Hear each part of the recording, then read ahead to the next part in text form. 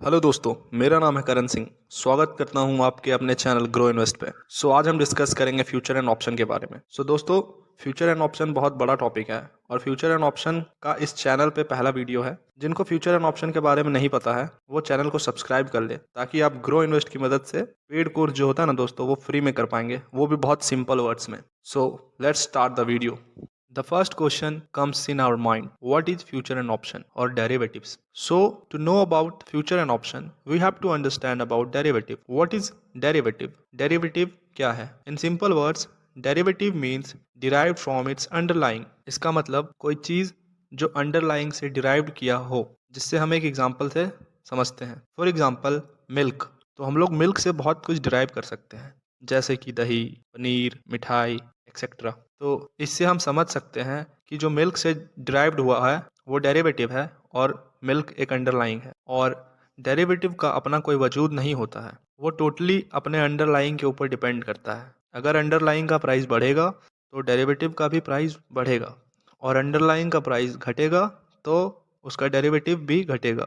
अगर दूध का प्राइस बढ़ेगा तो दही, पनीर, मिठाई इन सब चीज़ों का भी प्राइस बढ़ेगा, और दूध का प्राइस घटेगा तो दही, पनीर, मिठाई इन सब चीज़ों का भी प्राइस घटेगा, क्योंकि ये सब डिराइव्ड है। जो चीज़ डिराइव्ड होता है वो टोटली अपने अंडरलाइंग के ऊपर डिपेंड करता है।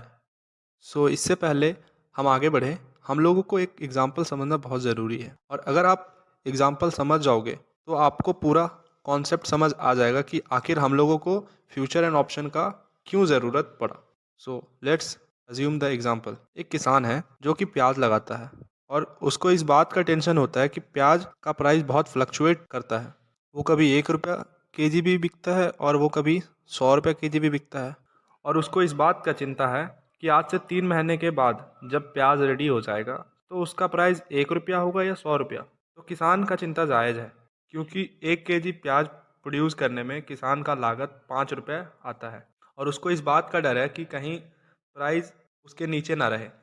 लेट सपोज आज का डेट 1 जनवरी है और प्याज 15 रुपये केजी है, और किसान का जो प्याज है वो 31 मार्च को रेडी हो जाएगा। तो किसान अपना चिंता दूर करने के लिए एक स्टेप लेता है, और अगर आप इस चीज़ को समझ जाएंगे तो बहुत ईजिली आप फ्यूचर एंड ऑप्शन को भी समझ जाएंगे। तो किसान अपना चिंता दूर करने के लिए एक डीलर के पास जाता है और एक एग्रीमेंट, या फिर आप कॉन्ट्रैक्ट भी बोल सकते हैं, एक एग्रीमेंट करवाता है कि आज जो प्राइस चल रहा है प्याज का 15 रुपये, वही प्राइस पे आपको 3 महीने के बाद दूंगा, चाहे प्राइस ऊपर जाए या फिर नीचे जाए। एग्रीमेंट से पहले हमें दोनों का माइंडसेट समझना बहुत जरूरी है कि किसान क्या सोचता है और डीलर क्या सोचता है। तो किसान सोचता है कि मुझे अपने लागत पे 10 रुपये मिल जाए तो मैं बहुत खुश हूँ, इसलिए वो 15 रुपये का एग्रीमेंट करवाता है। और डीलर का माइंडसेट ये है कि प्याज का जो प्रोडक्शन है वो इस साल कम होगा, तो उसको लगता है कि प्राइस 15 रुपये से तो ऊपर होगा ही होगा। तो इस वजह से वो भी राजी हो जाता है इस एग्रीमेंट के लिए, और वो दोनों मिलकर एग्रीमेंट करवा लेते हैं। और इस कॉन्ट्रैक्ट या एग्रीमेंट को हम लोग बोलते हैं फॉरवर्ड कॉन्ट्रैक्ट और फॉरवर्ड ट्रेड। और जब फॉरवर्ड कॉन्ट्रैक्ट दोनों के बीच हो जाएगा तो 3 मंथ के बाद दोनों के पास ऑब्लिगेशन है कि किसान को प्याज बेचना ही पड़ेगा और डीलर को प्याज खरीदना ही पड़ेगा। फाइनली अब 31 मार्च आ गया, जब किसान का प्याज प्रोड्यूस हो गया है। तो यहाँ पे फाइनल कंडीशन क्या हो सकता है? या तो प्याज का प्राइस हाई होगा, या फिर प्राइस सेम होगा, और या फिर प्राइस लो होगा। इन तीनों के अलावा कोई चौथा कंडीशन नहीं होगा। तो 31 मार्च को जो प्याज का प्राइस था वो था 25 रुपये पर केजी, और किसान का जो प्याज का प्रोडक्शन हुआ था वो हुआ था 10,000 केजी। और जो एग्रीमेंट के दिन पे रेट डिसाइड हुआ था वो रेट था 15 रुपये पर केजी। तो डीलर का क्या बेनिफिट था यहाँ पे कि जहाँ पे डीलर को 25 रुपये के हिसाब से अभी उसको 2.5 लाख रुपए पे करना पड़ता, वहीं एग्रीमेंट के दिन पे वो 15 रुपये के हिसाब से एग्रीमेंट किया था तो उसको 1.5 लाख रुपया पे करना पड़ेगा। और जो किसान था उसका क्या प्रॉफिट है यहाँ पे? किसान का एक प्रॉफिट यही है कि उसको यहाँ पे सिक्योरिटी मिला, यानी उसका जो डर था कि कहीं प्राइस मेरा जो लागत है 5 रुपया से कम प्राइस ना हो, इसलिए वो यहाँ पे फॉरवर्ड कॉन्ट्रैक्ट बनाया था और उसमें उसका डर खत्म हो गया था। और यहाँ पे किसान का नुकसान क्या है? जो उसका प्रॉफिट होने वाला जो प्रॉफिट था वो उसका यहाँ पे नुकसान है, लेकिन यहाँ पे उसको जो डर था वो भी खत्म हो गया। तो यहाँ पे दोनों के लिए ही गुड विन विन कंडीशन है कि दोनों का जो सोच था वो मैच कर गया।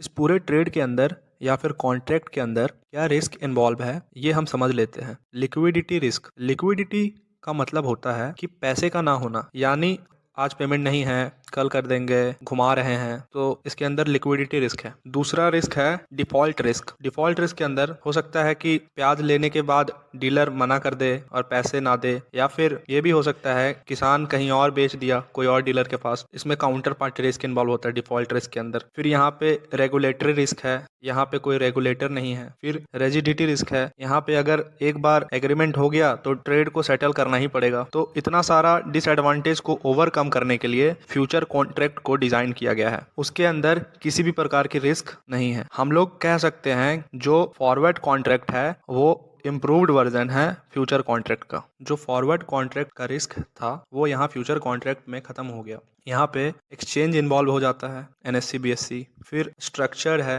As compare to future contract, मतलब जितना भी रिस्क था वो हटा दिया गया है और उससे ज़्यादा डिज़ाइन अच्छा वेल डिज़ाइन किया गया है इसको। और स्टैंडर्डाइज्ड है, इसका मतलब कि लॉट साइज के अंदर काम होता है, ये हम आगे समझेंगे। फिर यहाँ पे ट्रेडेबल है, जहाँ हम लोग फॉरवर्ड कॉन्ट्रैक्ट के अंदर में 3 महीने वेट करना पड़ा प्याज को बेचने के लिए, यहाँ पे आप मतलब आज अभी खरीद के अभी बेच सकते हो, मतलब तुरंत सेटल कर सकते हो अपना ट्रेडेबल है। और फिर यहाँ पे रेगुलेटर है, सेबी यहाँ पे रेगुलेट करता है हम लोग का जो भी ट्रेड है वो देखने के लिए रेगुलेटरी है, यहाँ पे सेबी इन्वॉल्व है इसके अंदर। तो आगे का जो टॉपिक होगा दोस्तों वो हम नेक्स्ट वीडियो में डिस्कस करेंगे। अभी के लिए इतना ही। So thank you for watching the video. I hope आपको ये वीडियो बहुत हेल्पफुल रहा होगा। So thank you. अच्छा लगा हो तो लाइक कर देना।